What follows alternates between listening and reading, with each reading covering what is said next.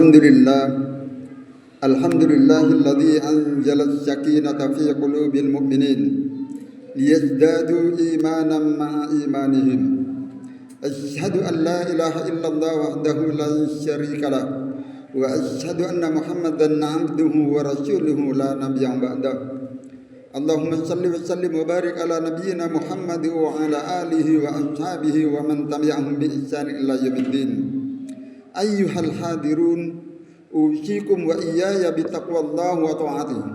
Faqad fazal muttaqun kama qala Allah Ta'ala fi kitabil karim wa huwa asdaqul qailin.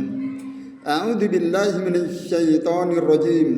Ya ayyuhalladzina amanu taqullaha haqqa tuqatih wa la tamutunna illa wa antum muslimun. Shadaqallahul azim. Amma ba'd. Hadirin jamaah salat Jumat rahimakumullah. Pertama-tama kita memperbanyak mengucapkan kalimat syukur yang sering dicantumkan di dalam Al-Qur'an, yaitu kalimat alhamdulillahirabbil alamin. Kemudian kita bersalawat kepada Rasulullah Muhammad sallallahu alaihi wasallam dengan mengucapkan Allahumma shalli ala sayyidina Muhammad wa ala alihi. Dan sebagai bukti rasa syukur kita kepada Allah, sekaligus sebagai bukti kecintaan kita kepada Rasulullah Muhammad sallallahu alaihi wasallam, marilah kita selalu berusaha untuk selalu meningkatkan ketakwaan kita. Kualitas iman kita ditingkatkan dengan cara melaksanakan ketaatan kepada Allah Subhanahu wa taala dan menjauhi segala larangan-larangan Allah Subhanahu wa taala. Ikhwati fillah ma'asyiral muslimin, jamaah salat Jumat rahimakumullah. Pada kesempatan ini khatib akan menyampaikan sebuah tema yang berjudul masuk surga karena Allah Subhanahu wa taala. Ada suatu hadis yang diriwayatkan oleh Imam Muslim melalui jalan sahabat Jabir bin Abdullah bahwa Rasulullah sallallahu alaihi wasallam suatu ketika pernah bersabda, la yudkhilu ahadam minkum amaluhul jannah. Tidak ada amalan seseorang di antara kalian yang bisa menjamin memasukkannya ke dalam surga. Wala yujiruhu minan nar, dan tidak pula menyelamatkannya dari siksa neraka.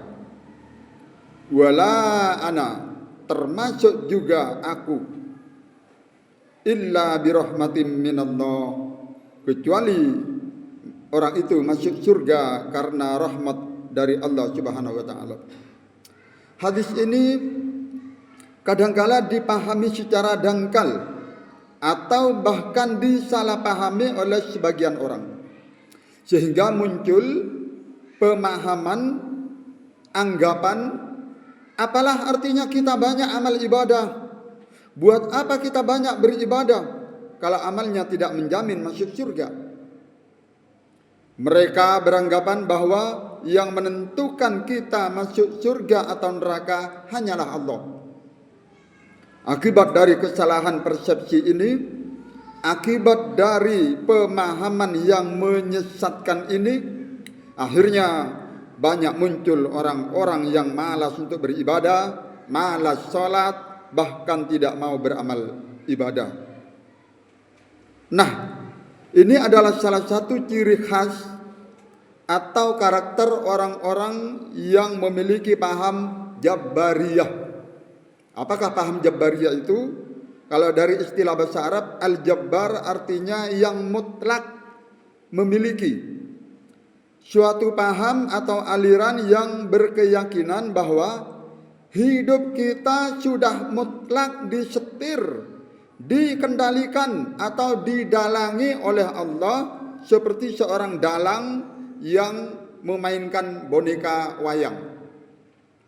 Dan paham ini beranggapan bahwa manusia tidak perlu ikhtiar, tidak perlu usaha, semuanya mutlak dikuasai dan ditentukan oleh Allah Subhanahu wa taala.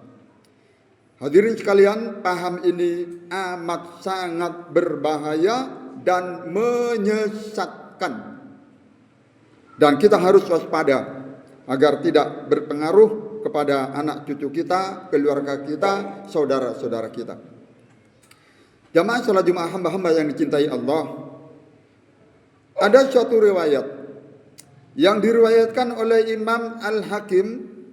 Hadis ini dicantumkan oleh Al-Hafiz Al-Munzir dalam kitab At-Targhib wa Tarhib, bahwa malaikat Jibril bercerita kepada Rasulullah sallallahu alaihi wasallam, ada seorang hamba yang beribadah selama 500 tahun. Dan hamba itu minta kepada Allah agar di akhir hidupnya mati dalam keadaan bersujud. Permintaannya dikabulkan oleh Allah Subhanahu wa taala. Ketika dia wafat, setelah itu Allah berfirman kepadanya, "Masuklah kamu ke surga karena rahmatku." Tapi apa yang dijawab oleh hamba itu? Hamba itu menjawab, "Saya masuk surga ya Allah karena amalanku yang banyak. Selama 500 tahun aku beribadah." Allah berfirman lagi, "Masuklah kamu ke surga karena rahmatku." Tapi hamba itu tetap berkata, "Saya masuk surga karena amalanku." Akhirnya Allah memerintahkan malaikat untuk menimbang amal kebaikannya. Coba dites amalnya. Akhirnya ternyata amal kebaikannya selama 500 tahun itu hanya cukup untuk menebus nikmat penglihatannya yang diberikan Allah selama hidup di dunia. Belum lagi nikmat-nikmat Allah yang lain yang tidak mampu kita menghitungnya. Sebagaimana Allah mengingatkan kepada kita, "Wa in ta'uddu ni'matallahi la tuhsuha." Jika kamu menghitung nikmat-nikmat Allah, niscaya kamu tidak akan mampu menghitungnya. Innallaha laghafurur rahim. Cuma karena Allah sangat atau maha pengampun dan maha penyayang. Surat An-Nahl ayat 18. Singkat cerita, akhirnya Allah memerintahkan para malaikat agar sang ahli ibadah tersebut dimasukkan ke dalam neraka. Karena keangkuhannya, karena mengandalkan amal ibadahnya. Tapi akhirnya sang hamba tersebut mengakui dan bertaubat kepada Allah, dan dia menyadari bahwa dia akan masuk surga karena rahmat dari Allah Subhanahu wa taala. Di akhir kisah tersebut, malaikat Jibril berkata kepada Rasulullah Muhammad sallallahu alaihi wasallam, "Ya Muhammad, inna kulla syai'in yakunu bi rahmatillah." Wahai Muhammad, sesungguhnya semuanya terjadi hanya karena rahmat dari Allah Subhanahu wa taala. Hadirin jamaah Jumat hamba-hamba yang dicintai Allah, para ulama telah menjelaskan secara mendetail bahwa maksud dari hadis tersebut adalah seseorang bisa beramal banyak dan seseorang tidak bisa membayar surga Allah dengan amal perbuatannya. Karena amalannya kadangkala penuh dengan cacat, penuh dengan kekurangan, sementara surga Allah Subhanahu wa taala terlalu sempurna untuk menjadi balasannya. Oleh karena itu, hanya dengan rahmat Allah saja seseorang bisa masuk surga. Jadi konsep yang benar, pemahaman yang sahih adalah bahwa kita masuk surga semata-mata karena Allah Subhanahu wa taala. Adapun amal ibadah kita, amal kebaikan kita adalah sebagai syarat untuk mendapatkan rahmat dari Allah Subhanahu wa taala. Terbukti di dalam beberapa ayat Al-Qur'an, banyak ayat-ayat yang menerangkan bahwa amal ibadah, amal soleh atau amal kebaikan kita tetap sebagai penyebab seseorang masuk surga. Saya bacakan satu saja, mudah-mudahan bisa mewakili dari ayat-ayat yang lain, yaitu surat Az-Zuhruf ayat 72. Allah berfirman, "Wa tilkal jannatul lati uristumuha bima kuntum ta'malun." Itulah surga yang dikaruniakan untuk kalian disebabkan karena amal soleh kalian dahulu. Jamaah salat Jumat hamba-hamba yang dicintai Allah, setelah kita memahami dalil-dalil di atas, kita bisa mengambil hikmah dan memahami bahwa rahmat Allah Subhanahu wa taala, karunia Allah Subhanahu wa taala akan dilimpahkan kepada kita kalau kita melaksanakan ketaatan kepada Allah Subhanahu wa taala. Itulah sebabnya Allah Subhanahu wa taala juga selalu mengingatkan kepada kita dengan firman-Nya, am hasibtum an tadkhulul jannah, apakah kalian mengira bahwa kalian akan masuk surga? Walamma ya'tikum matsalul ladzina khalau min qablikum, padahal belum datang kepada kalian cobaan, ujian sebagaimana dialami orang-orang terdahulu sebelum kamu. Al-ayat surat Al-Baqarah ayat 214. Oleh sebab itu kita memohon terus kepada Allah. Jangan lupa setiap ba'da salat kita minta kepada Allah, berdoa supaya mendapatkan rahmat dari Allah Subhanahu wa taala. Di dalam Al-Qur'an banyak doa-doa supaya kita mendapatkan rahmat dari Allah. Salah satunya yaitu surat Ali Imran ayat 8. Rabbana la tuzigh qulubana. Ya Allah, ya Tuhan kami, janganlah Engkau jadikan hati kami berpaling, condong kepada kesesatan. Ba'da id hadaitana, setelah Engkau memberikan petunjuk kepada kami.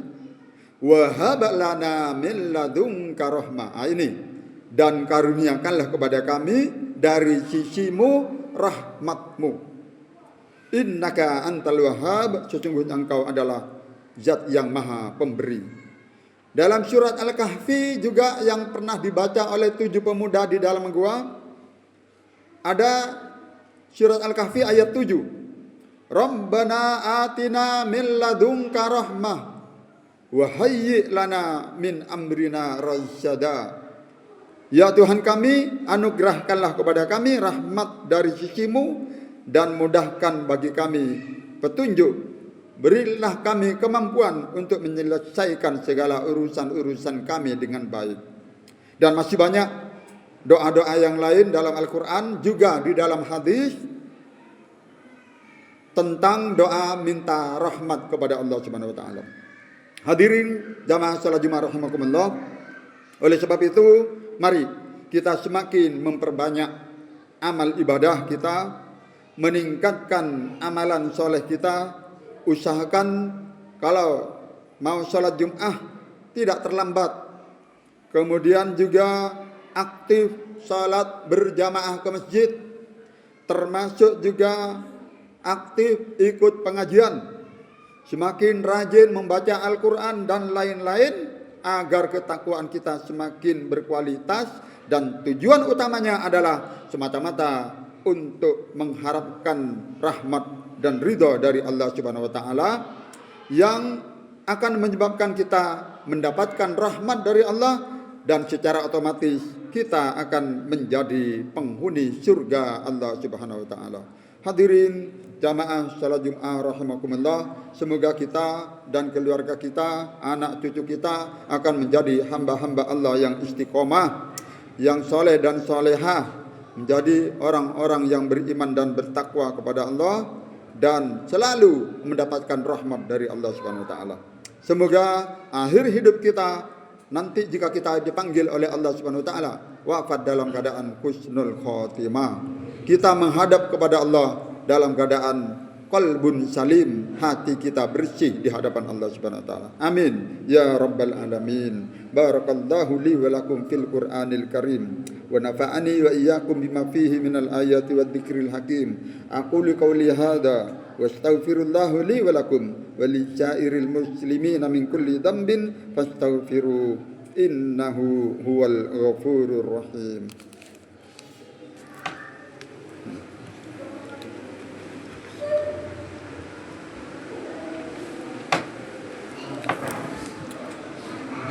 Alhamdulillahilladzi arsala rasulahu bil huda wa dinil haqq liyudhhirahu 'alad dini kullihi wa kafa billahi syahida.